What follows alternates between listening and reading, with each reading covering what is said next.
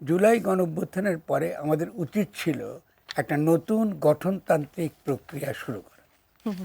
আমরা সেটা করিনি, এবং না করে আমরা যেটা করেছি পুরো অভ্যুত্থানকে আমরা এই বিদ্যমান সংবিধান এবং বিদ্যমান আইন ব্যবস্থার মধ্যে তাকে ঢুকিয়ে ফেলেছি। ফলে পুরনো রাষ্ট্রটা রয়ে গেছে। আপনি একটা শুধুমাত্র রাজনৈতিক শক্তি হিসেবে আওয়ামী লীগকে ক্ষমতা থেকে আপনি কি করেছেন, আপনি তাকে সরিয়েছেন, কিন্তু আওয়ামী ব্যবস্থা কিন্তু রয়ে গেছে বাংলাদেশ। যখন এই আওয়ামী ব্যবস্থাটা রয়ে গেছে, জুলাই যে ঘোষণা তরুণরা দিতে চেয়েছিল, ছাত্র তরুণরা, সেটা হচ্ছে একটা বাংলাদেশের জন্য একটা নতুন গঠনতন্ত্র প্রণয়নের প্রক্রিয়া শুরু করা। মানে বাংলাদেশের জন্য একটা নতুন গঠনতন্ত্র আপনার দরকার, যে গঠনতন্ত্র শুরু হওয়ার আগে ঘোষণা দিতে হবে যে পুরনো গঠনতন্ত্র বাতিল, এটাকে আপনি ফেলে দিতে হবে।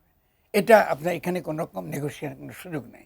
কিন্তু আপনি যখন পুরনো গঠনতন্ত্রটা রেখে দিচ্ছেন, কনস্টিটিউশন রেখে দিচ্ছেন, তার মানে আপনি ইচ্ছা করলে ছাত্র তরুণদের আপনি এই পুরনো এই শেখ হাসিনার ফ্যাসিস্ট সব গঠন সংবিধানের অধীনে তাদের কিন্তু আপনি বিচার করতে পারেন।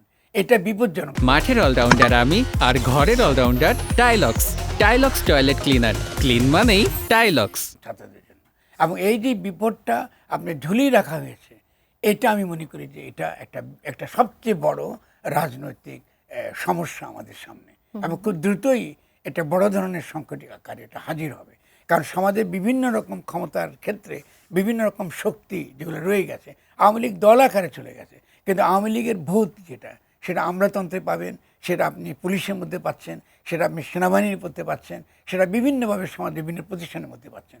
ফলে এই শক্তিটা তো রয়ে গেছে। তো আপনি যদি এই নতুন গঠনতন্ত্র প্রণয়নের ঘোষণা আপনি না দেন, আপনি কার্যত মূলত ছাত্রদেরকে আপনি মূলত ফাঁসিতে ঝুলাবার ব্যবস্থা করে রেখেছেন। ব্যবস্থা করেছেন বলে এটা ভয়ানক অপরাধ।